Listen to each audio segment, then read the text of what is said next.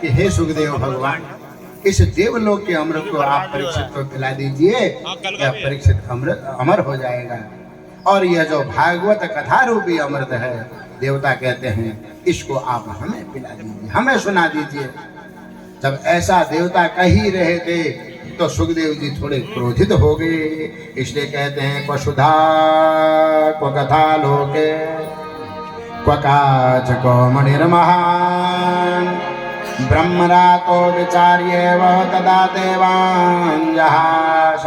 सुखदेव जी कहते अरे देवताओं, अरे ठगियाओ, जहां अमृत देखा वहीं दौड़े चले आते हो। अरे तुम्हारा यह देवलोक का जो अमृत है यह तुच्छ है भागवत के अमृत के सामने। यह भागवत कथा को जो सुन लेगा, यह भागवत कथा अमृत जिसके कानों में चले जाएगा, उसके जन्म जन्मों के पापों का नाश हो जाएगा, वह संसार के आवागमन से मुक्त हो जाएगा। अरे चलिए आओ, यह तुम्हारा जो देवलोक का अमृत है ना, इससे तो दोबारा फिर संसार में आना पड़ेगा। अरे तुम्हें ज्ञात नहीं है कांच और मणि में क्या फर्क होता है। वसुधा चको कथा लोके कांच को मणिर महान। अरे कांच और मणि में तुम्हें फर्क समझ में नहीं आ रहा।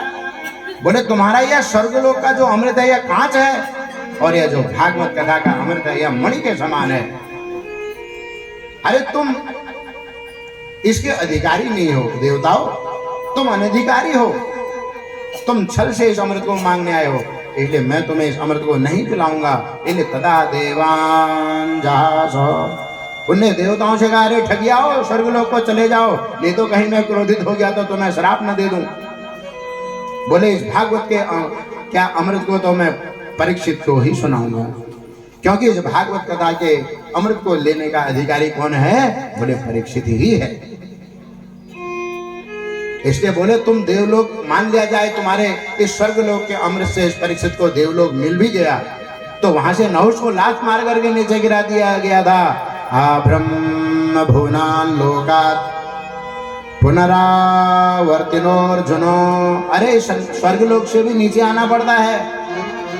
बोले ऐसे अमृत पीने का क्या लाभ है जिससे नीचे आना पड़े। बोले इसलिए देवताओं हम तुम्हें इस अमृत को क्या करेंगे।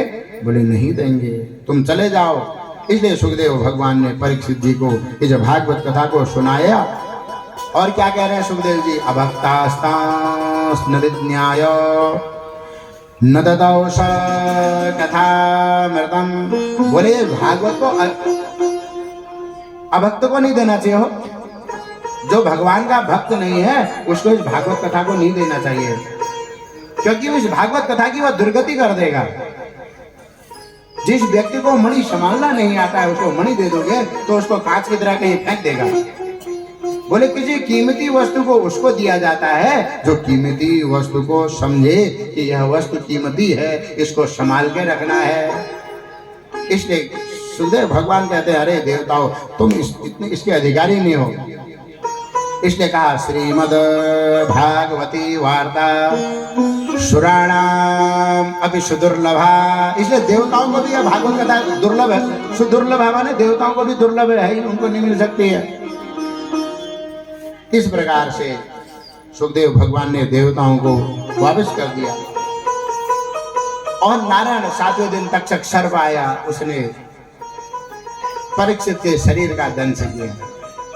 आत्मा तो कृष्णचंद्र परमात्मा से मिल ही गई थी, इसलिए देह का ही दग्ध हुआ हो। ज्ञानाग्नि सर्वकर्माणि भस्मसात् कुरुते तथा। इसलिए 7 दिन में परीक्षित जी का मोक्ष हो गया। नारायण हमको भी 7 दिन में ही जाना है।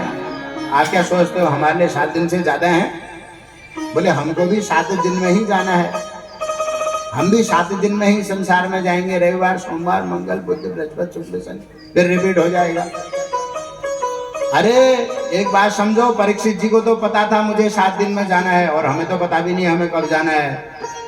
हमसे अच्छे तो परीक्षित जी थे जिनको पता था हमें 7 दिन में जाना है, पर हमें तो पता ही नहीं है।